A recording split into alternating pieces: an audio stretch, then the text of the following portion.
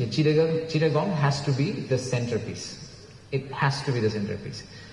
কোন কোন জায়গায় হবে? একটা প্রথমটা হচ্ছে যে the manufacturing revolution we are planning to do. Special economic জোনের ঘোষণা দিয়েছি, সেটা আনোয়ারাতে অলরেডি কোরিয়ান ইপিজেড আছে, which is about to grow a lot, because আমরা আমাদের কিছু প্রবলেম রিজলভ করার চেষ্টা করেছি।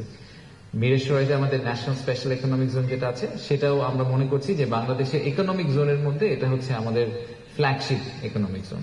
তো সেটার জন্য যে জায়গা দেখা হচ্ছে, ওই ন্যাশনাল কমিটি দেখছে যে জায়গাগুলো এই মুহূর্তে কনসিডার করা হচ্ছে, 2-3টা জায়গা, প্রত্যেকটাই চট্টগ্রাম। তো ইভেনচুয়ালি ফ্রি জোনটাও আসলে খুব সম্ভবত চট্টগ্রামের কোনো একটা জায়গায় হবে। তো তার মানে আমরা বলছি যে প্রোডাকশনের মেজরিটি হবে হচ্ছে গিয়ে চট্টগ্রামে। তো যেহেতু প্রোডাকশনের মেজরিটি চট্টগ্রামে হবে, ইম্পোর্ট এবং এক্সপোর্ট দুই সাইডের কানেক্টিভিটিটাও আসলে চট্টগ্রামকে ঘিরেই আমাদের মূল্য করতে হবে। জানি না আপনারা জানেন কিনা, শ্রীলঙ্কার টোটাল পোর্ট আছে 7টা, এবং তারা 7 পয়েন্ট, তাদের যে ক্যাপাসিটি, হ্যান্ডলিং ক্যাপাসিটি 7.78 TEU। খুবই ছোট্ট একটা দেশ। টোটাল পোর্ট নাম্বার হচ্ছে 26। আরেকটা স্ট্যাটিস্টিক্স বলি, সেটা হচ্ছে যে ওয়ার্ল্ড ব্যাংকের একটা ইন্ডেক্স আছে, এটার নাম হচ্ছে কন্টেইনার পোর্ট পারফরমেন্স ইন্ডেক্স।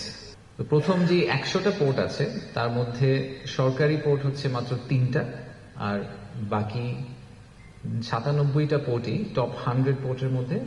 আমাদের চেয়ারম্যানকে অনেক ধন্যবাদ জানাই, উনি অনেক কষ্ট করছেন এবং আমাদেরকে আজকে সারাদিন ঘুরে দেখিয়েছেন বিভিন্ন জায়গা।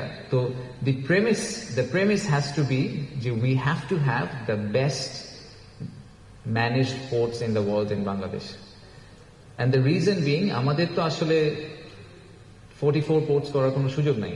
7.8 মিলিয়ন TEU দিকে আমরা চলে যাব 5-6 বছরে, যদি সবগুলা প্রজেক্ট সাকসেসফুল হয়। সবগুলা সাকসেসফুল হলেও আমরা শ্রীলঙ্কার কাছাকাছি গিয়ে পৌঁছাবো। তো যেহেতু ল্যান্ড লিমিটেড এবং যেহেতু আমাদের